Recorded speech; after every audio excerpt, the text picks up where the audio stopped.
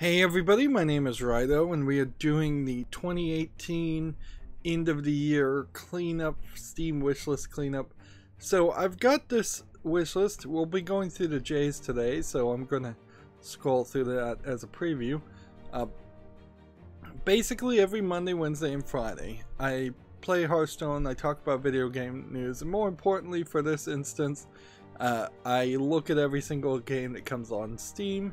Now, for the past year I've been doing this, and my mistake was whenever I saw a game that was of a certain level of quality that maybe I wanted to buy it, maybe I wanted to cover it on my YouTube channel, I put it on my wish list. The problem is I should have been putting those maybes on a secondary follow list, and now the wish list really isn't a wish list because it's full of things that honestly I don't want to play or really wouldn't consider playing. So it needs some cleanup, and that's what we're doing today. J's aren't going to be super long, so even that being said though, this is probably going to be a longer, pretty long video, so there'll be several points in which I recommend you pause and take breaks. First game we're looking at is Julia Among the Stars. What we'll be looking for, and I'll use this game as an example, is several red flags that would either have me want to remove the game completely from the wish list, move it to the follow list, basically downgrade it to a follow list, which next year we'll just look at a much shorter follow list and do cleanup from that, or move it perhaps to the top of the wish list if it's a amazingly good game that I personally would love to cover really sooner than later.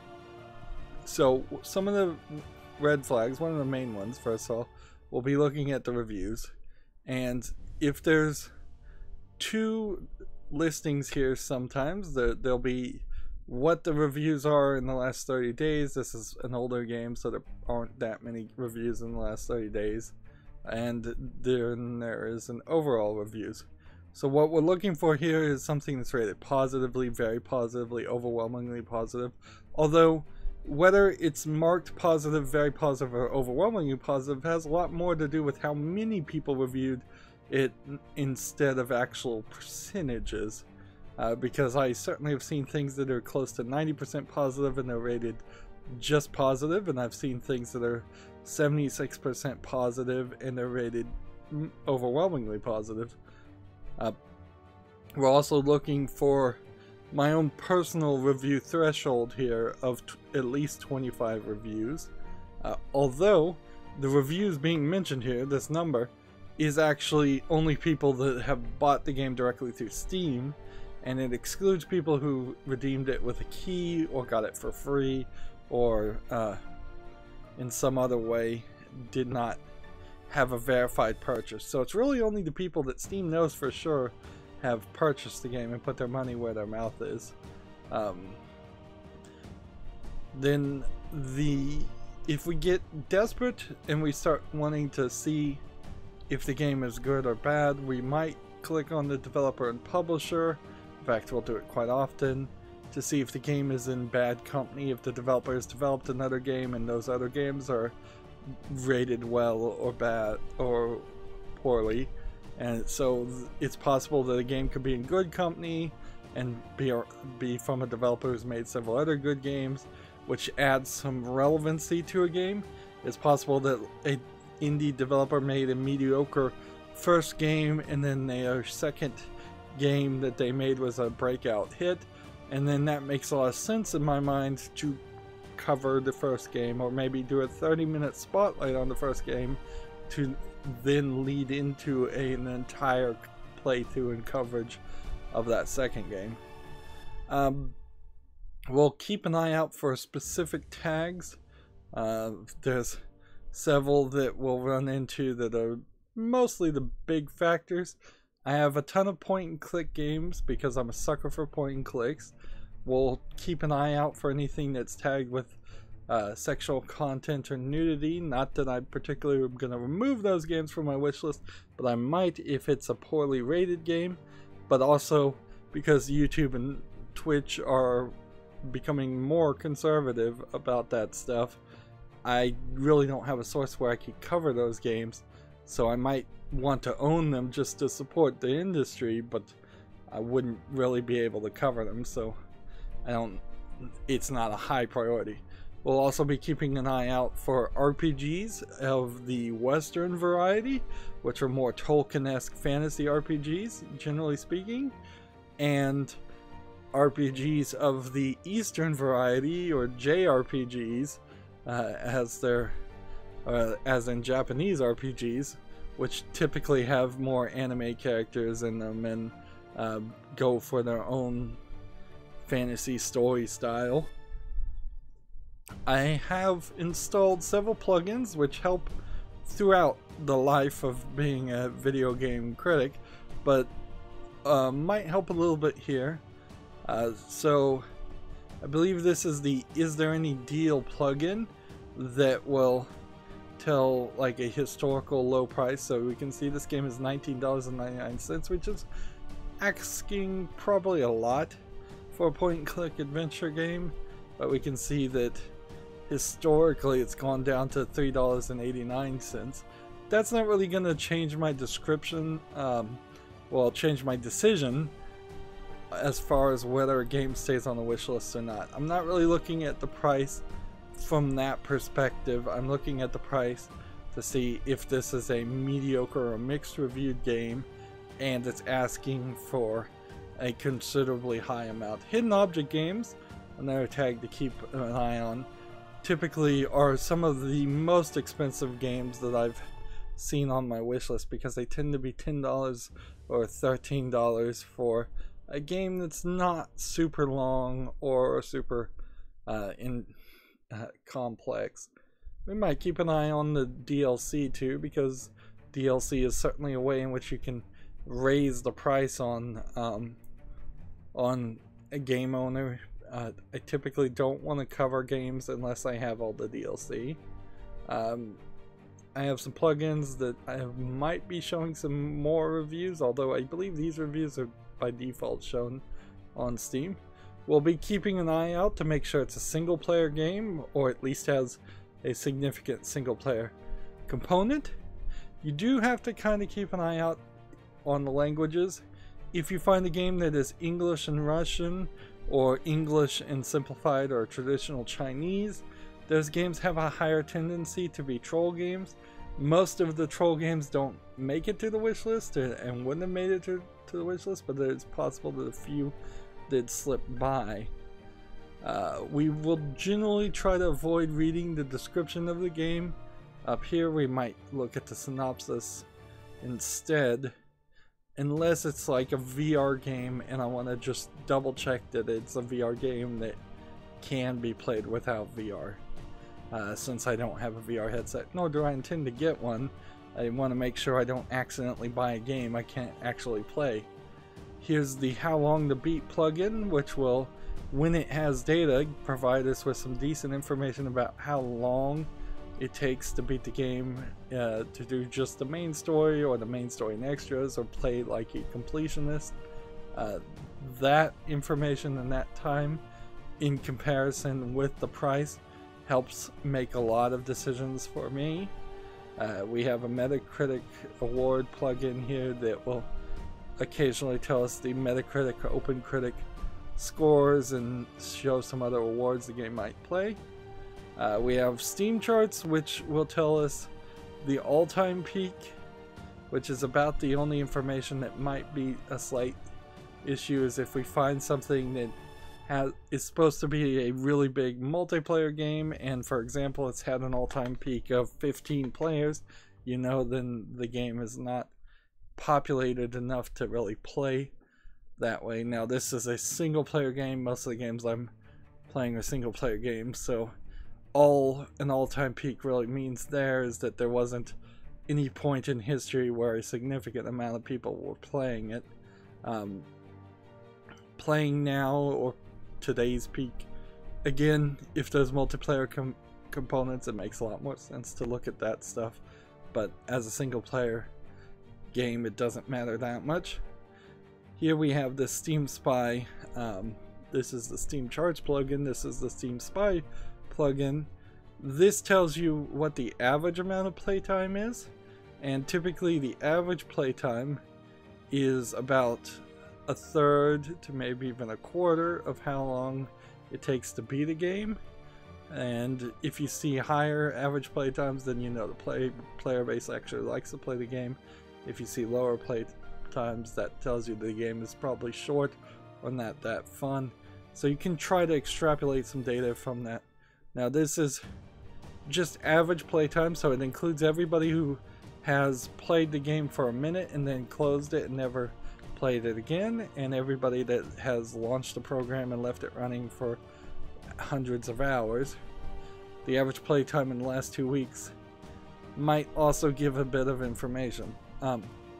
But most of the games I cover on my channel are retrospectives looking at older games. This is a 2014 game, for example, so it doesn't really matter to me that in the last 2 weeks, theoretically, if this information is right, nobody has played the game. That is just more's the better for me to come back and show off an old game.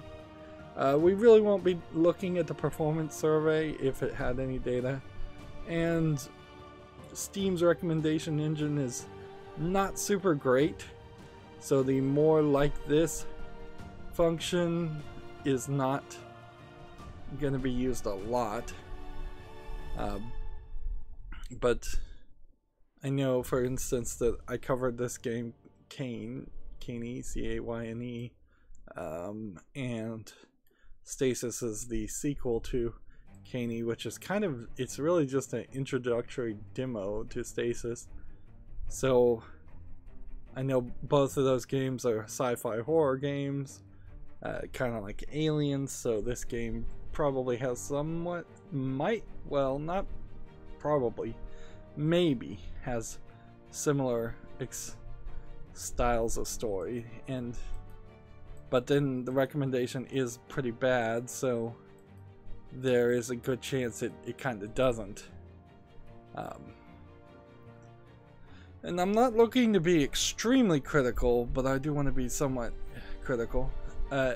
If we are in slight question, which we aren't really for this game, I'd come down to the reviews and read the negative reviews. I'm generally looking for shorter negative reviews, but not one sentence negative reviews, and I'm definitely not really trying to read the positive reviews, particularly if it is a super short positive review. Like, here's a great example of a review that doesn't really tell you that much. Decent story and length of game, great overall point and click adventure. That's nowhere as helpful as something that can go a little bit longer. But I don't generally want something that's extremely long either, that can't be skimmed. So those are most of the red flags we're looking for. Let's move to the next game now. So we have Jacob Jones and the Bigfoot Mysteries Episode 1 is the next game. This is a 2014 game that doesn't make the threshold of 25 reviews. It's 100% positive of those reviews, but I'm seeing another red flag I forgot to mention, which is it's an episodic game, and I really, in the wake of Telltale going out of business, and frankly even as Telltale was at the height of its success, the idea of episodic gaming is not a great deal. So we can see in this bundle there's a second game.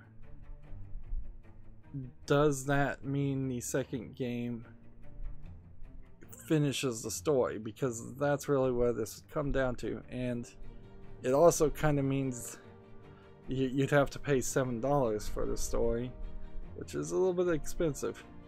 Have an average playtime of 31 minutes, an all-time peak of 8. This is a kind of game where we would look for negative reviews, and we may not run into any, because the only negative reviews that could possibly be here would be the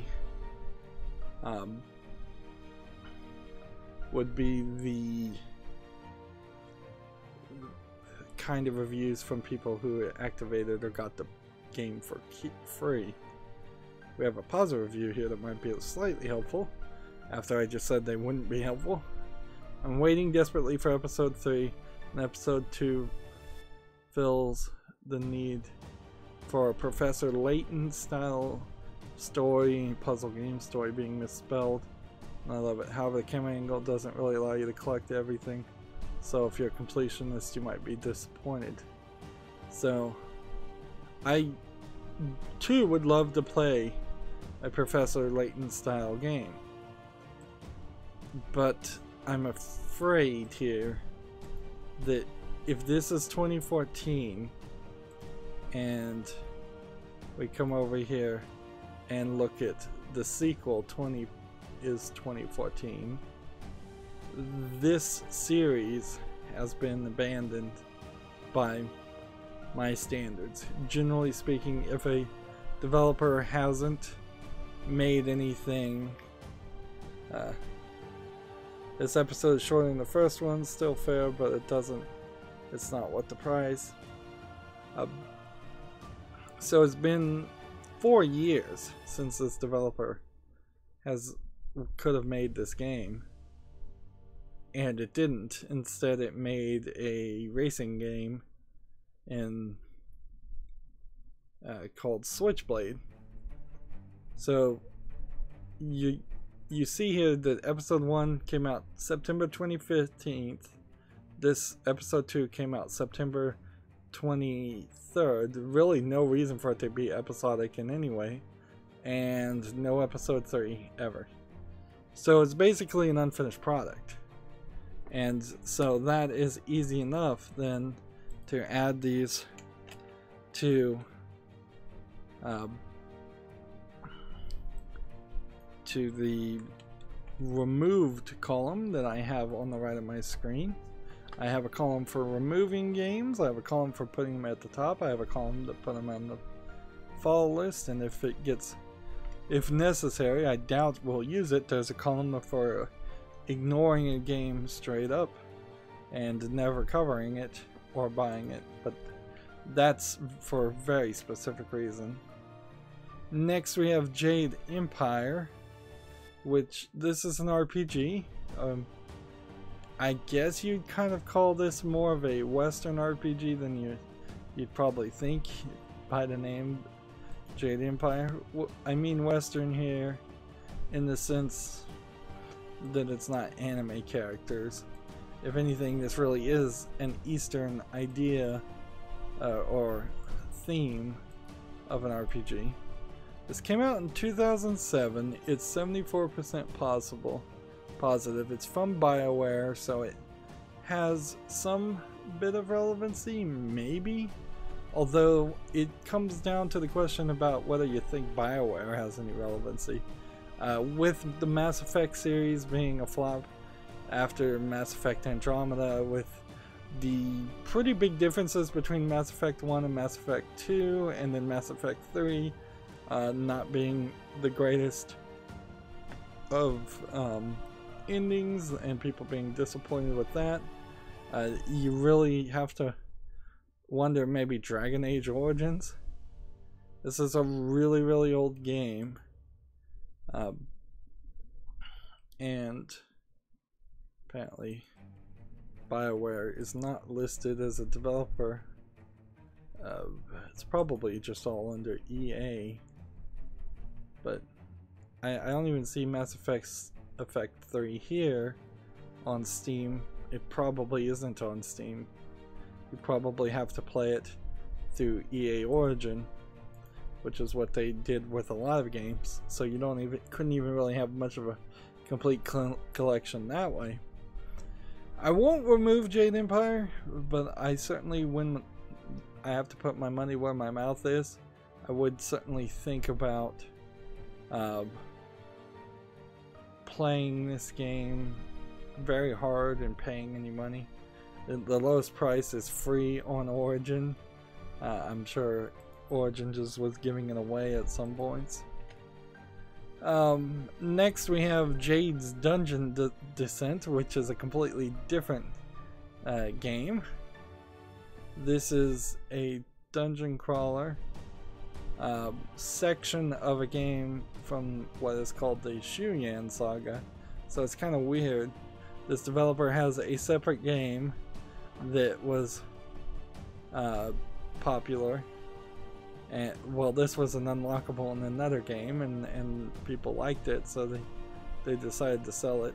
So it's only $1.99, and it feels like it's worth keeping, but take note that it came out in 2018, so it's a newer game, and it only has 5 user reviews. Now, very possibly, this game will never get more than 5 user reviews, and really I just need to decide if I was going to buy it, if I'm going to play Shuyan Saga. But until that's the case, this really should be on the follow list, so I'm going to move it over to the follow list. If we look at the developer, I don't see Shuyan Saga coming up, so it must be under some other name or not available. Yes, it's under a different name. So this is a visual novel action adventure game, which I'm not 100% against, although I don't know if you really would call this a visual novel. It seems like it has too much action in it to really fall into that category. Seems like an odd tag. These are user-defined tags, so there's some weirdness. There's quite a few videos there that they're showing off. And see, this game is rated very positively, which then I guess then there's not a big deal. The weirdness here is there's no cross-referencing, so it's possible I would buy this game on the wish list, because this clearly should stay on the wish list if it is already there. We're not up to the S's yet. But if I were to buy this game, I probably wouldn't find Jade's Dungeon Descent, because of just how it's weirdly labeled as a different developer and a different publisher. So yeah, that's a disaster and waiting to happen. But I guess I'll just have to live with it as it is. There's really nothing I can do. Either I de-elevate Shuyan Saga to the follow list, or I elevate Jade's Dungeon Descent to the wish list, or I only buy one game and cover one game, which might be perfectly fine too. Let's move on. Next we have a game called Jalopy. Not 100% sure that this is the kind of game for me, but it is rated very positively, and sometimes they just have to bow down to the masses. So the thing that I feel about a game like Jalopy is that the slightly low polygon art style hides a lack of an ability. There probably is decent writing going on in this story, but to get the story, I feel like you're going to have to go on this driving journey that is probably mediocre at best. Like, I really think the actual gameplay is mostly taking place either in garages fixing a car or driving down the road. If there's more to this, and this is more of a adventure open world game, as it's tagged. I'm still not 100% sure that this is a $14.99 game. Then I would think, what else has the developer made? It's nothing. This is a game that was overhyped and talked about by the mainstream video game media, so I've heard about it. This publisher has a list of games I don't recognize at all, so like I could highlight these and see what the reviews are. I'm seeing, while Jalopy is mostly positive, a lot of these are mixed reviews. Some of seeming to balance out. Seems about half of them are positive, half of them are mixed reviews. And honestly, I'm just not sure about this game. But I guess I can leave it on the wish list and be generous. I'm pretty much completely crippled with indecision as far as a lot of games, and I just leave them on the wish list to think about it for another year and come back. That probably is fine, because when it comes down to sales time and I'm actually buying games, I'm not going to buy something that I'm iffy about. I'm going to buy something, one of the hundreds of other games on the wish list that I'm super excited about. Next we have Jazzpunk Director's Cut. In a similar way, it's kind of a sort of like Jalopy. The only difference is I know Jazzpunk in particular is a weirdo game, and I'm a sucker for weirdo games. I'm not exactly sure how long this experience is, 2 to 3 hours. So yeah, you're gonna have a short experience with it and then you'll be done, which is fine. Maybe not $15 worth of entertainment in 3 hours of gameplay, which is a growing problem. There was another version of Jazzpunk earlier, and apparently there's DLC also that people are mixed on. Yeah, so again, leave it on the wish list, no big deal. Here's one we'll have to make a decision on. This game, Joelbits, has 4 user reviews. It came out in 2016, which means it's never going to get any more user reviews. I could come back in a year, it'd still be at 4 user reviews. Steam's not likely to highlight a game like this. Let's see, I think we could probably remove this pretty easily. This is what I'd call a marker style animation by somebody who really doesn't have enough skill to be an animator.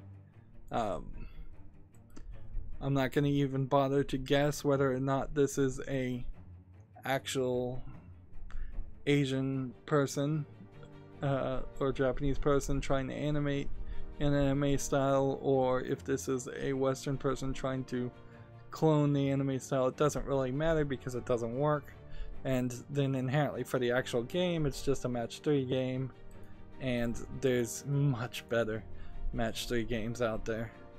$7. I'm a little surprised this is even on my wish list. Don't know why it would have gotten here. My only guess is that I was searching specifically for match 3 games. I added too many. I clicked the button accidentally. Yeah, when we look at the reviews, it's like laughably bad voice acting to a childish script. Bad game if the level designs and controls weren't so bad. Not working, why? So, of the 4 reviews, at least 2 of them are negative too.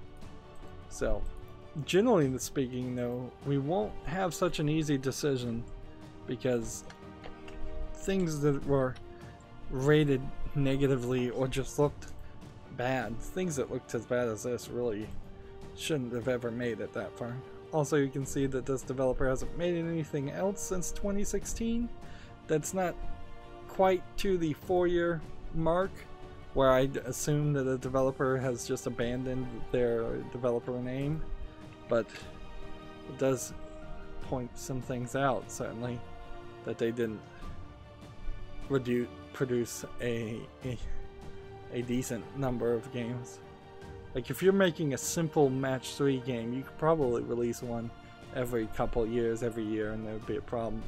But also, I would probably eliminate something from the wish list if it was from a company that releases a game every month, because that's typically low effort games that are flooding the Steam market.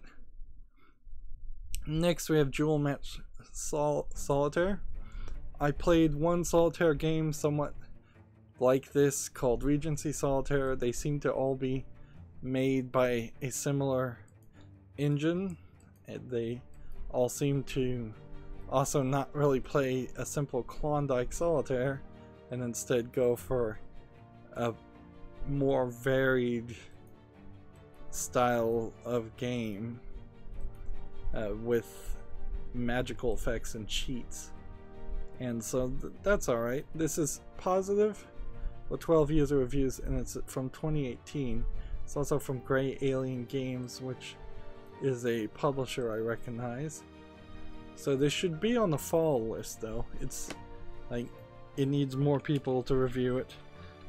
Slightly questionable whether more people would review it, but that's where it is. There is also a danger, certainly, in the fact that these solitaire games are moderately low effort games. There is work put in them, certainly, but it's hardly a AAA 3D environment first person shooter game. It's mostly simple. It's mostly just changing up the art, writing a story, and being done with it. And I don't want to end up owning a ridiculous amount of solitaire games.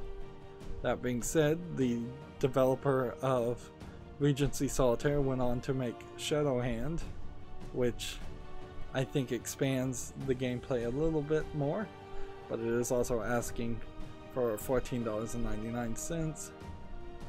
Here's Regency Solitaire as an example. So I think I probably would be okay with doing just the Grey Alien series of games, of solitaire games, and then covering just the games from them, and that's it. But if you were to just type in solitaire in comparison, you know, on Steam, we can see I misspelled it. It's A-I-R-E. Alright.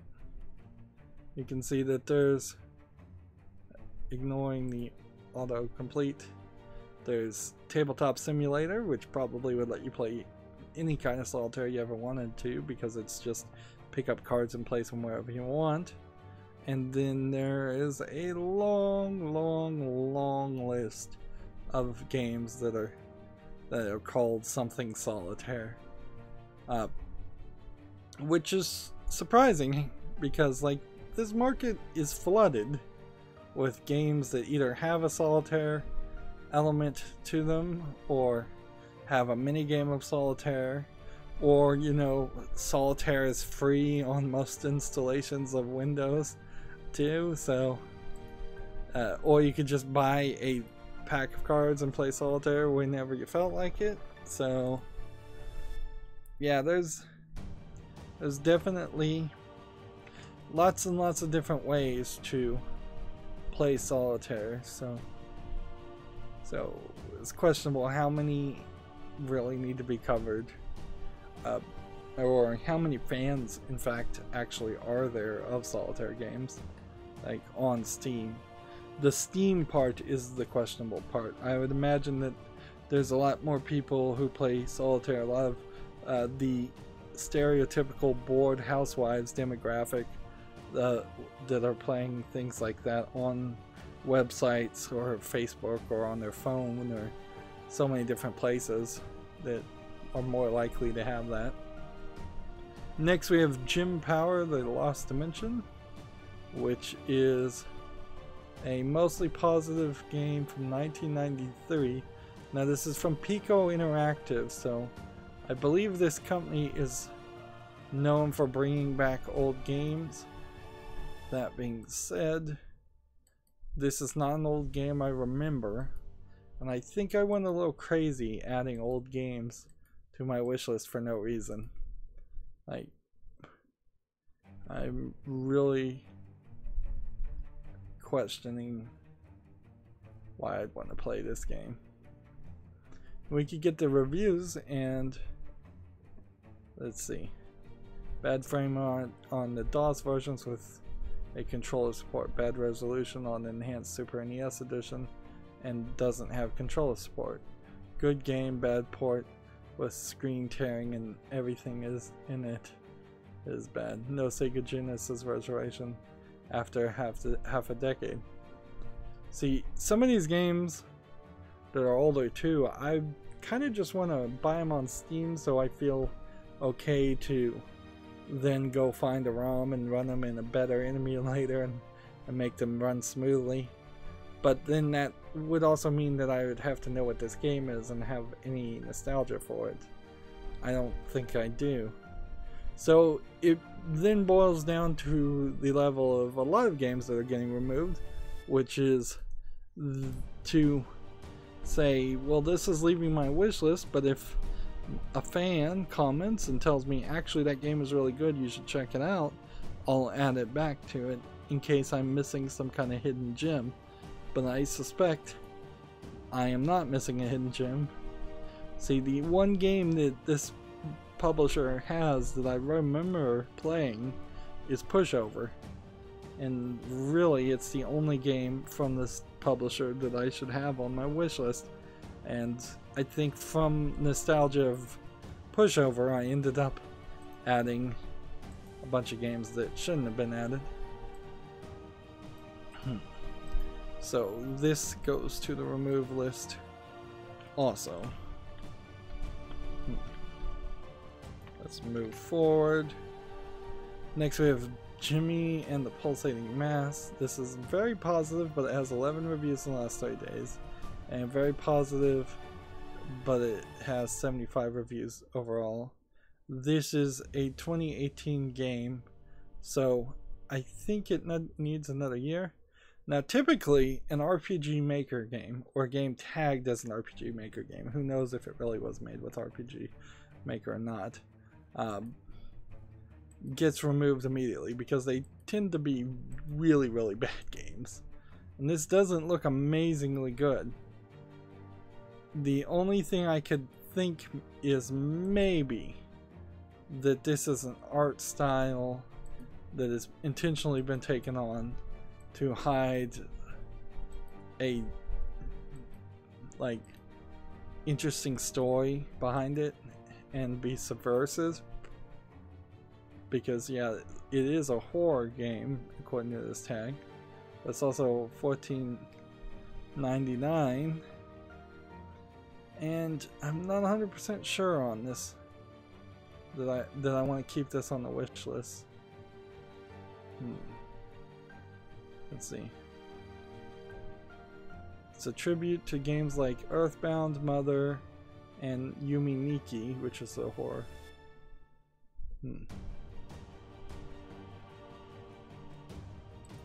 Find a lot of a dungeon, some of which are found a new ability.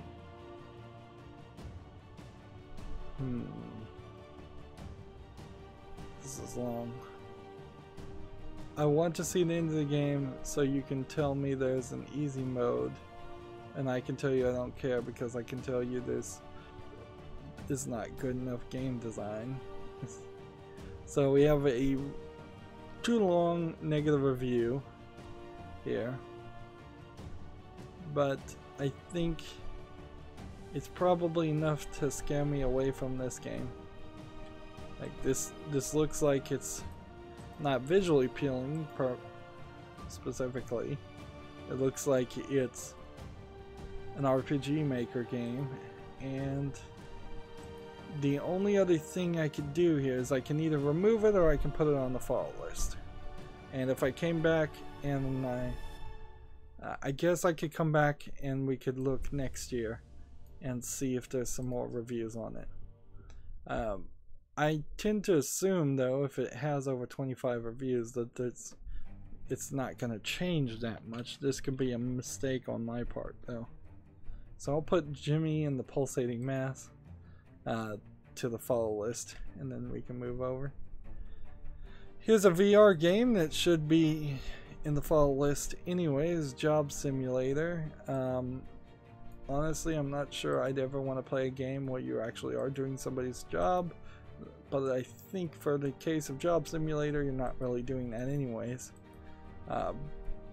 Now, this brings out an interesting point that because Steam only gives you 2 lists, any VR games that were already on the follow list or that get added to the follow list, because I don't have a VR headset, will potentially be looked at next year and added to the wish list again.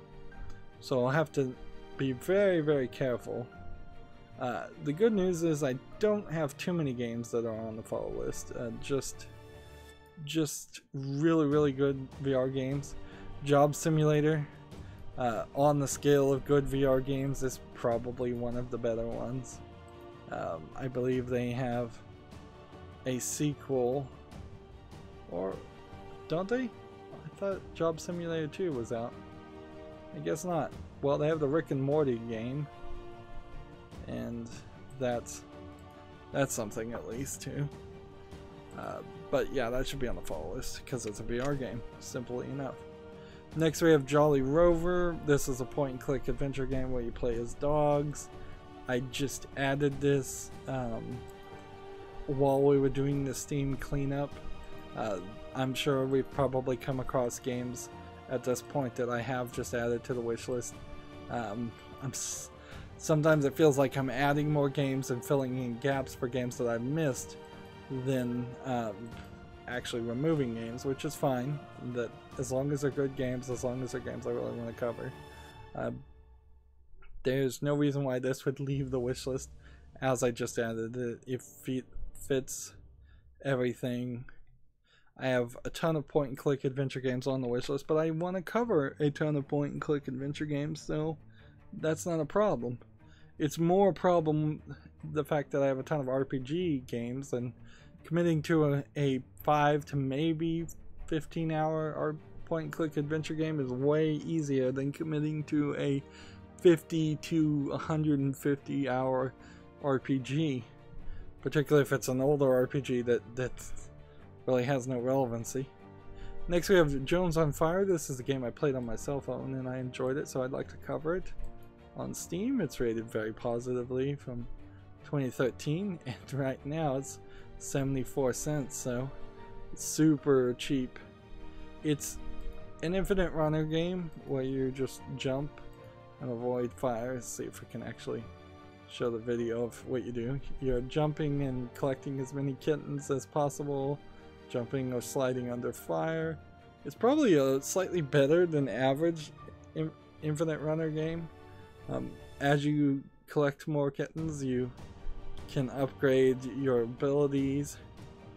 There's a sequel or similar game from the same developer called Cat on a Tin Roof that is also on the wish list. It's definitely a low polygon cubey style game, but it kind of came out before things like Roblox existed.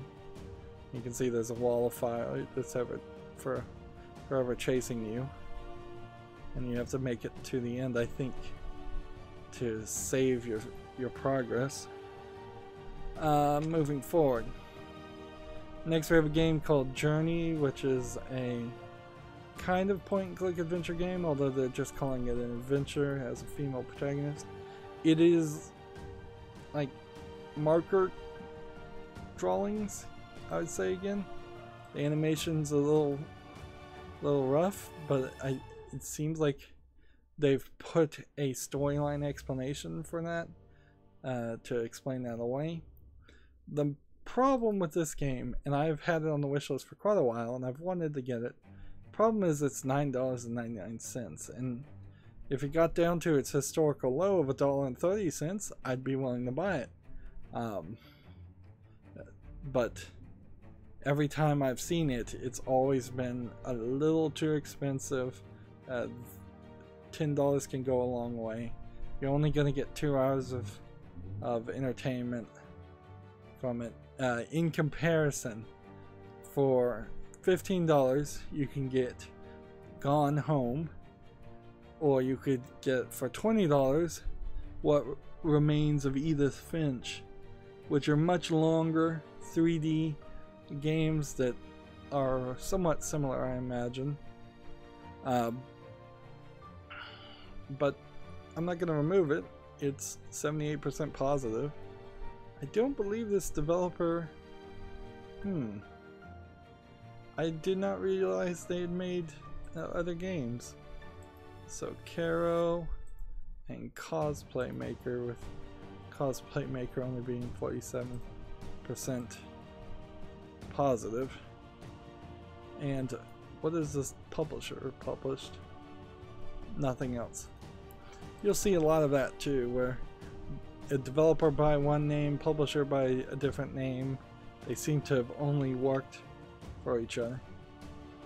So Cosplay Maker is a cosplay management and dating simulation.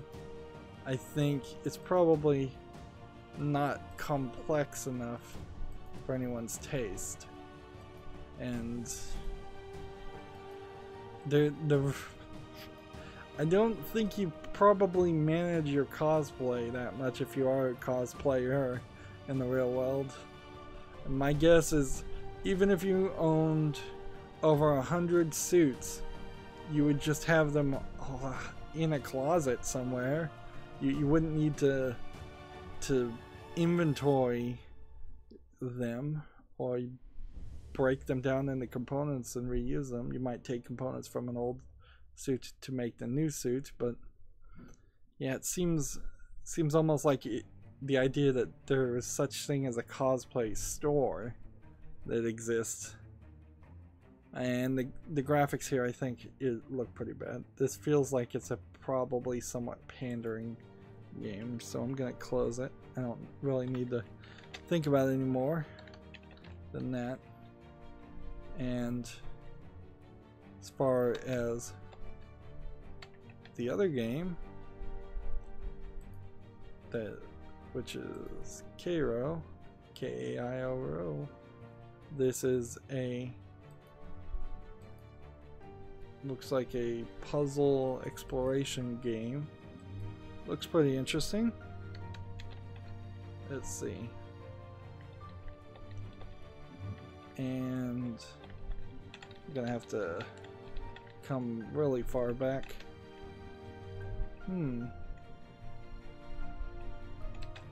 Okay. Next we have the game Juanito Arcade Mayhem, which is an arcade hopping adventure according to the description.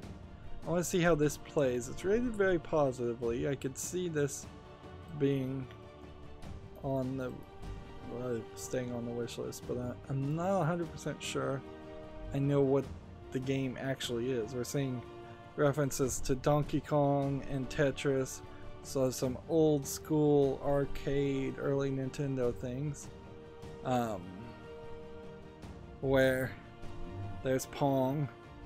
It seems like what he's doing is doing almost a bullet hell shooter style game.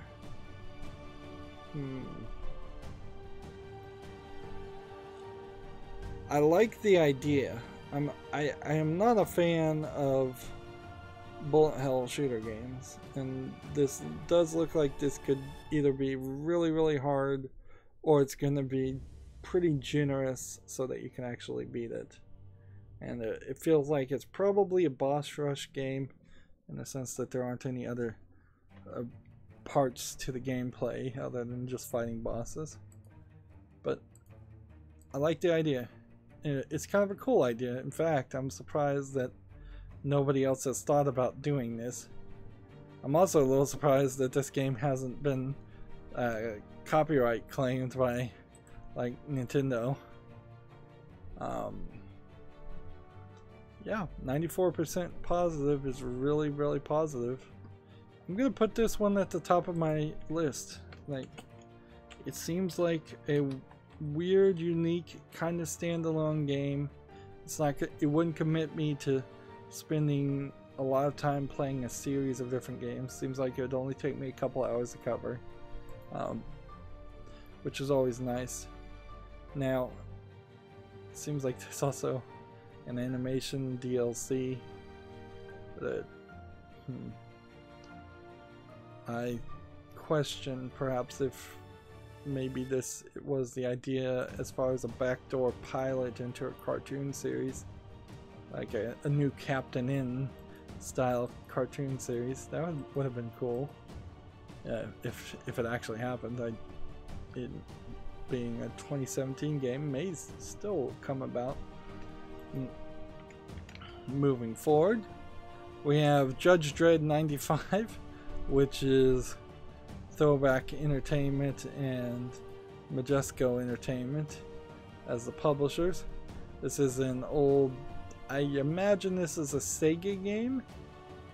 This again is one of those older games that I'd just like to own, specifically to then run on this emulator. There's quite a few of these Sega games. If they look like these are DLC Sega ROMs, pretty much, that are all run in the same Sega Master System program.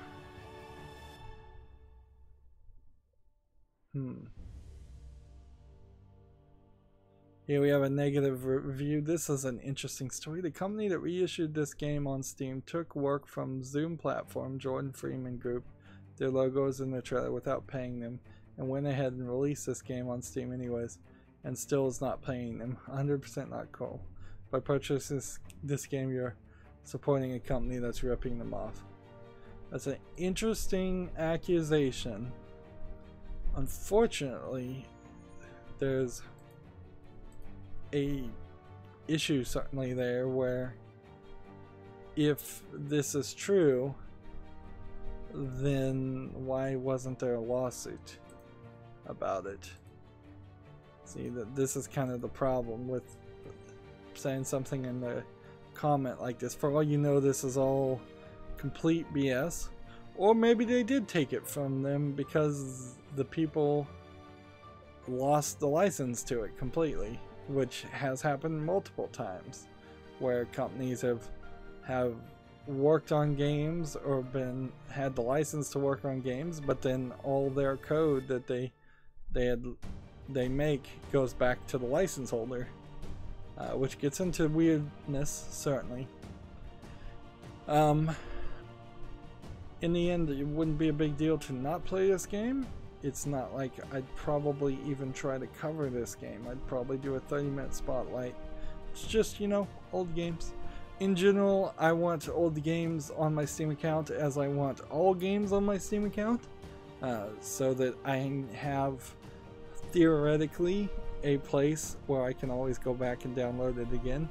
If I was to try and hold and back up every single game that I owned, I would need more hard drive space than is reasonable as far as just installing games as they get bigger and bigger. We can look at this developer and see that they haven't done anything else. Notice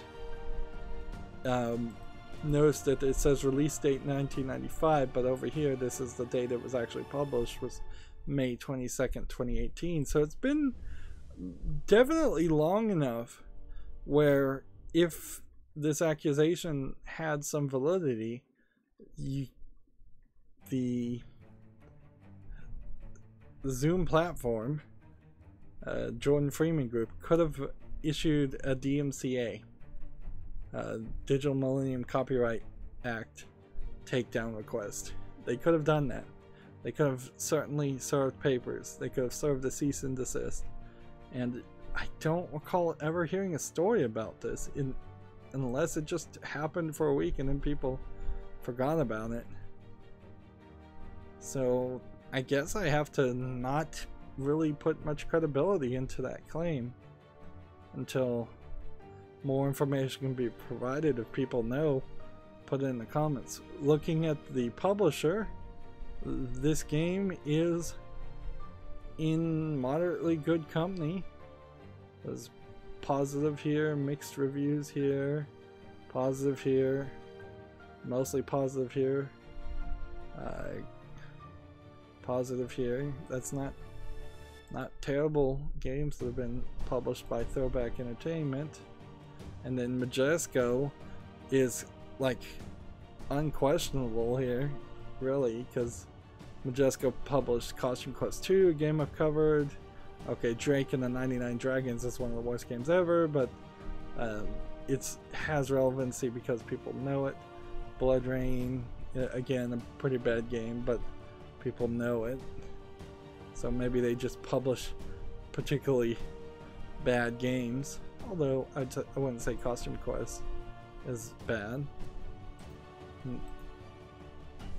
So moving on though, we'll just have to leave that. We have another Judge Dredd game, Judge Dredd, Dredd vs. Death. This is the more important Judge Dredd game, I would say. It is important also to point out that Judge Dredd, highly popular in Europe as I understand it, and so there's definitely some viewers that might want to watch me cover this around the world. And I like to play this game. I liked frankly, I like both Judge Dredd movies that came out. Both the Sylvester Stallone game movie, which is probably nothing like Judge Dredd, but fun anyways, and then the reboot of Judge Dredd that I think was a lot more like the character. This game is rated very positively. You can see it's a 2005 game. It's from Rebellion. Rebellion, in comparison, is, let's see what else Rebellion has developed. Right now they're doing Strange Brigade, and they have some older games certainly, but there's 24 games that Rebellion has published. They bought Wolfie, the Red Hood Diaries. I'd love to play this, but it's unfinished, so there's no real reason to. They have a Sniper Elite games. That's probably their best games. They have Alien vs. Predator Classic 2000. Now there's an old Alien vs. Predator arcade game that I don't think ever has been ported to anything else. Evil Genius is a game I want to cover. Rogue Trooper somehow I think might be getting a remake for some reason. So yeah, Rebellion's not the best games ever, but they are old games of some relevancy. Next we have Juicy Realm, which is an RPG adventure casual game. Mostly positive, 72% positive. A roguelike game in which players must act against bizarre fruits, square off against bizarre fruits across all the world. Line between animal and plant has become blurred. I'm not sure that there's a reason why this would be on the wish list. $9.99. Let's see. It's rewrite, plan, and suspend updates. So apparently the developer wants to rewrite the whole game. In other words, recently we won't make too many updates to our system until our system rewrite is complete. So, okay. So that's really no way to make a video game, honestly. If if your game system is bad, just make a sequel.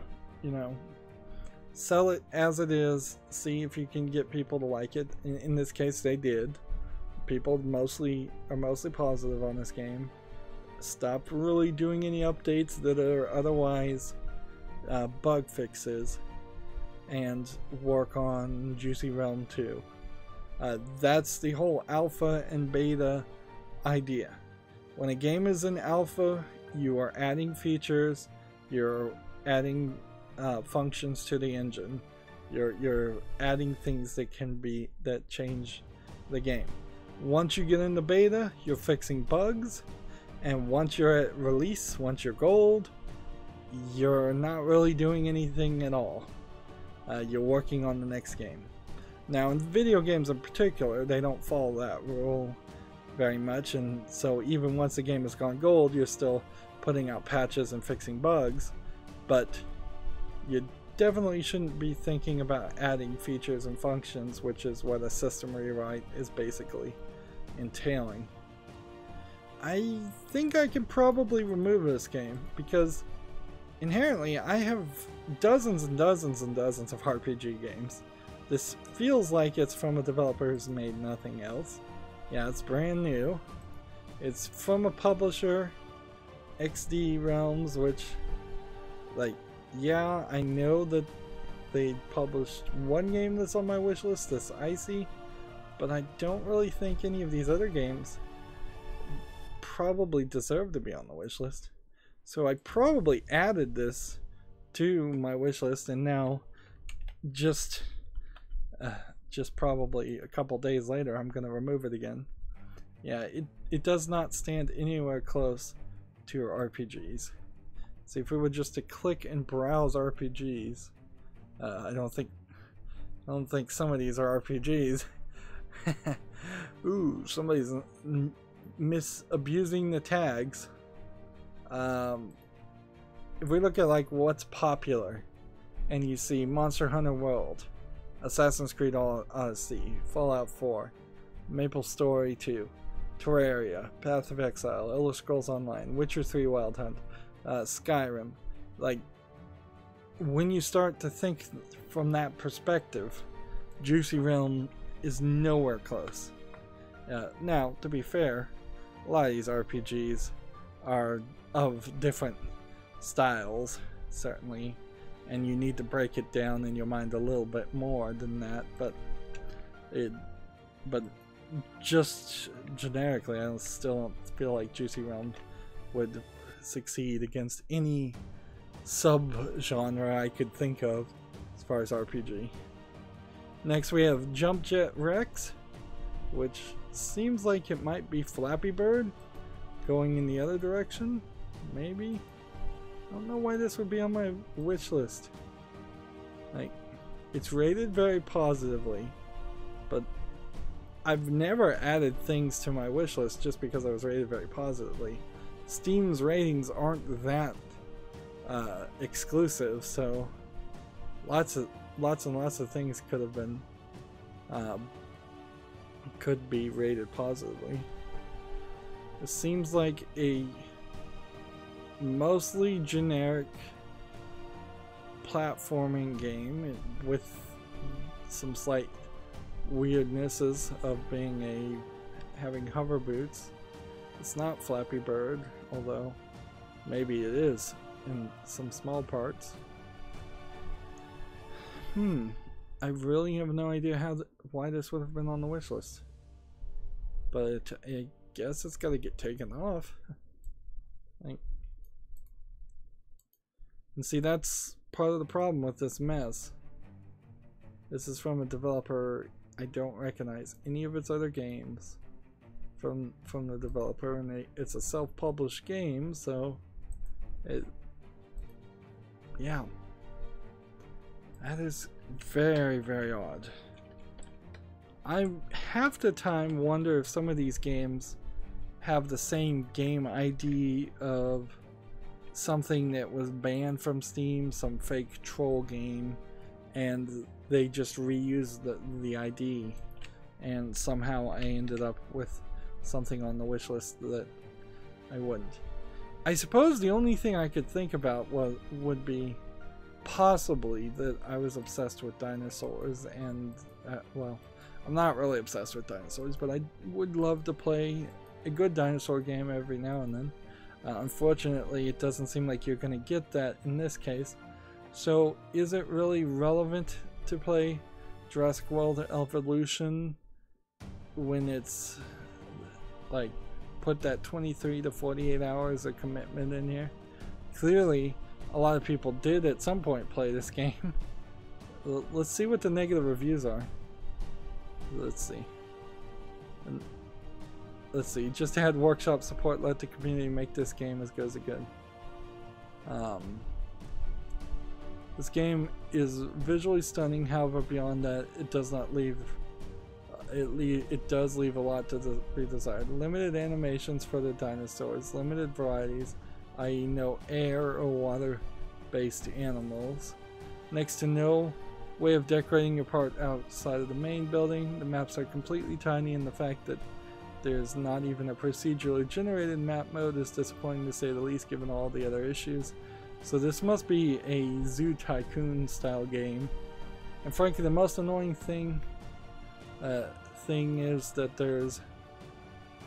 there was a game called Jurassic Park Genesis released about 15 years ago that was substantially better in terms of gameplay mechanics. All the devs needed to do was skin that game and maybe refine some things, and they would have had a great game.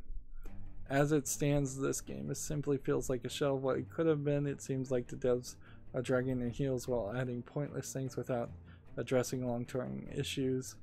Until I feel changes, I cannot recommend this game to anyone. Any other game like Zoo Tycoon would be far more advisable purchase. And that was October 27th, so basically I think today, as of when I'm recording this. So yeah, people are trying to play this game, they're trying to like it, and they're finding very little to like. And notice that this is probably, personally, I would call just a total garbage game, and it's still only getting in the 50s and the high 60s. You're just not going to find on Steam a lot of games that are 0%. People are trained to not negatively review games that much. I want to see if this developer's made anything else of relevance. Yeah, Planet Coaster, which is very positively. And then Lost Winds, and Lost Winds 2. So, yeah, there's definitely Elite Dangerous also, which is mixed reviews. Best I could guess, if I was to guess what happened here, and this is an unfair statement certainly to say, my guess is that whoever owns the rights to the Jurassic Park series, let's assume that it's Paramount, that seems right, probably licensed this game and gave them very little information and very little time and very little budgetary support to make the game. So they took the money, they made a cheap game, and then they used the rest of the money to potentially work on a different project, or to reinvest into their company, or pay their employees, you know. And sometimes there are ways in which that's done illegally, and sometimes that's done where that's very legally. It depends on the contract. But as far as my interaction with this game, and what all I have to do, I just have to remove it off the wishlist. There is almost a history of Jurassic games, if we were to search here, that are bad. So you have Lego Jurassic World, which if it runs on your computer, which Lego games do not run well on my computer at all, is a fair enough, pretty good game. You have mixed reviews on Jurassic World Evolution. And then there's the Telltale game Jurassic Park the Game, which is pretty awful. And then I know there's at least a few more games that were on older consoles like the Super NES. It definitely was a pretty bad motion sick inducing Jurassic Park game on the Super NES that I played. Sadly, you'd think with the concept of dinosaurs running around, more better games could have been made, whether they were official licenses or not, but really hasn't been too much. I don't know if it comes down to animation. I guess in modern games you really would have to do a lot of work to animate dinosaurs to make them look good, but I think it also comes down to not being able to write character and story very much in a Jurassic Park game, because the dinosaurs won't really have any characters beyond the personality. So they'll either be really aggressive or only slightly aggressive. Smartly aggressive or dumbly aggressive is basically all you can write for them. But none of them are going to go on to long monologues talking about why they're doing the things they're doing. Moving forward, Lost Winds 2, on the other hand, which was the link I just opened up, looks like a platformer from 2016, so I'm going to add this to the wish list. I do like platformers. I'm looking for more platformers that feel very much like a Mario Brothers, Super Mario Brothers clone style games. What tends to happen on Steam in particular and on PC games is that you never really find anything that is exactly like that. You always run into, this is a platformer but it has something else to it, and that something else gets it a little bit further away from the simplistic just running and jumping on monsters' heads. Like even in this instance you can see that there's some kind of cursor that you're using to fight enemies. Maybe that's a good thing. Maybe that's why all the platformers I've played don't quite feel like a Super Mario Bros. Game. Maybe in retrospect Super Mario Bros. Games are too simplistic and they do need a second gimmick, but I'm still looking certainly for something that's a Super Mario Bros. Clone. I'd also love to see like a Mario 64 clone happen, and there's things like a Hat in Time that certainly kind of do that. Lost Winds 1 came out in 2016 and it's rated very positive too, so that's two games that can be added to the wish list if they aren't there already. Next we're going to hit the Just Cause block, and much like the Far Cry block, there's a lot of questions here. In fact, probably more questions than normal.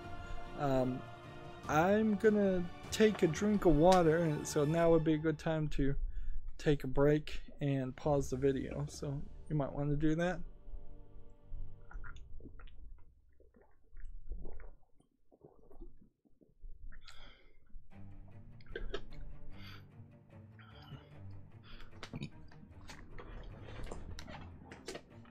Okay, I actually lied. I didn't drink water, I drank orange soda. So, the thing about Just Cause, and this is probably gonna boil down to, yeah, I shouldn't play any of the Just Cause games. I probably should just play Far Cry 3 or Far Cry 4 and call it a day. I think there's not a lot of difference between the two games. If there really is,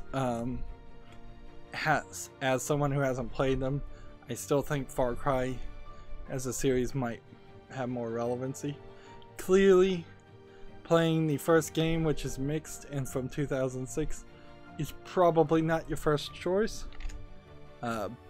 Just Cause 2, on the other hand, is rated very positively But also I'd point out I'm not going to remove Just Cause 1 from the wishlist. I'm just going to probably never buy it off the wishlist. Just Cause 2 on the other hand is very, very positive, 90% positive overall, of 26,000 reviews, and it came out in 2010, so it's almost a decade ago that Just Cause 2 came out. That they've been kind of slow with the Just Cause series, but maybe that's a good thing, because it took them from 2010 to December 4th 2018, so this game actually isn't even out yet. Is Just Cause 4. So I guess I can put this on the fall list, but there's really no reason to, because I have the entire Just Cause series here. It's not super slow. Releasing a game every 4 years, so if one is to assume Just Cause 3 came out in 2014, 2018 for Just Cause 4 is fine.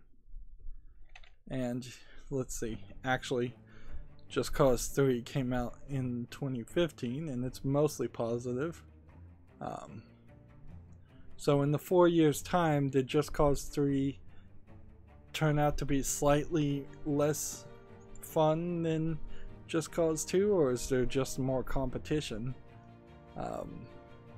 Also, a lot of these games are going to have DLC and elements like this, although right now it's pretty cheap. You can get the extra large version for $6.74. But by the time you're looking at it, I bet that's not on the same sale. It might be on a different sale though. There's supposedly supposed to be several that are happening over the next 3 months. The other thing I guess I'd like to know is if Avalanche Software has created anything else. Well, they've made the Mad Max game, which I own and need to get around to covering. Or at least they in part worked on the Mad Max game. Yeah, I don't think... I guess maybe they were. Well, wait a minute. Does that mean that they are also working on Rage 2? Or is it a different team? Look at all this Just Cause DLC. Lots and lots of DLC here. I guess maybe they are working on Rage 2, which maybe that would make some reason to cover the game. I was thinking I would cover Mad Max and then cover Rage 2, because Rage 2 is basically Mad Max 2, but then there's legal reasons why they can't call it Mad Max 2. Legal reasons around the movie rights, basically. But I think it's gonna play and feel a lot like Mad Max 2 when Rage 2 comes out, and a lot less like Rage 1, which is probably fine because Rage 1 would have never gotten a sequel any other way. It's a probably great argument against making your own intellectual property and not licensing games. Moving forward, this is the Just Cause DLC, so that's already on the wish list. I'm trying to make sure any DLC that's important and actually adds to the gameplay, adds missions and story, is on the wish list. For the most part, I play smaller indie games that don't do DLC. It's these big AAA games that have all the DLC. Kind of sucks. Like, you would think it would be the other way around. If anybody deserves to try to make a little bit more money, it would be the small indie developer that sells their game for $5, asking for another $5, not the AAA developer that's selling their game for $80 to $100 that's asking for another $20, or $60 to $80 asking for another $20. Next we have a game called Just Dash. It's mixed reviews from 2018. Looks like it's a parkour, fast-paced runner. Let's see it in gameplay form. This should be on the fall list. And in all reality, this is probably should just be removed. There's, I suspect, at least 2 or 3 other parkour running games on Steam and on the wishlist that are better than this. I remember adding this to the wishlist, and I was conflicted with it. It looks like maybe somebody put some really good work into it, but they don't have any animation ability, so they are doing polygonal renderings instead. But it might have pretty good gameplay, so I guess we could look at the reviews. The game is broken, unfair, and impossible to beat. Playtesting this game would show the glaring problems, which is such as the wall run mechanic, especially in levels 1 and 9. Do not buy. It's incomplete. If you like to play games which are hard to control, then this game would be good for you. The wall run mechanic is consistent but very awkward in the way it's controlled, such that it took me a couple hours just to get good at using it. Level 10 is very hard for new players. There are absolutely no settings in terms of controls, and you have to manually change the computer sensitivity in order to change it. The issue that the levels are impossible, which other reviewers offer, is untrue at this moment. They have patched the broken level since then. However, the game is still being updated.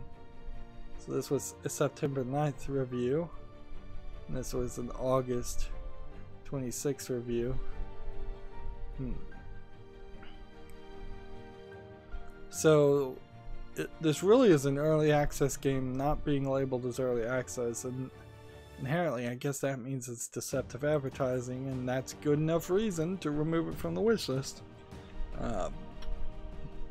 Now, to be fair, these reviews weren't here, and that's why the file list exists. Is even one negative review when I had first looked at this game, and I looked at the game when it was first made, would have pointed me out to its flaws. Although I was being pretty naive also. We can see this developer also has a mixed review game called Defective, one called Deep Dark Fight, which I have no idea what this is. It's a guy in leather outfit. Yeah, I was being somewhat naive in assuming that I should trust somebody that has made no other games worth mention. Would know how to properly program in wall running. But this does look good. Looking at the video alone, it looks like it works. But who's to say how many times it took them to get that one shot that made it actually work. Moving on. Next we have Just Desserts. What is this? Is it anime strategy visual dating sim game? I'm not sure how many dating sims games I really want to actually play. It's a sci-fi action dating sim where you play as a soldier who must protect the city from a mysterious alien attack, while at the same time you're also seeking to capture the heart of your dream girls or girl. That seems like a lot. Certainly. That seems like a lot of description there for what I suspect may very well be just a visual novel with some match 3 elements.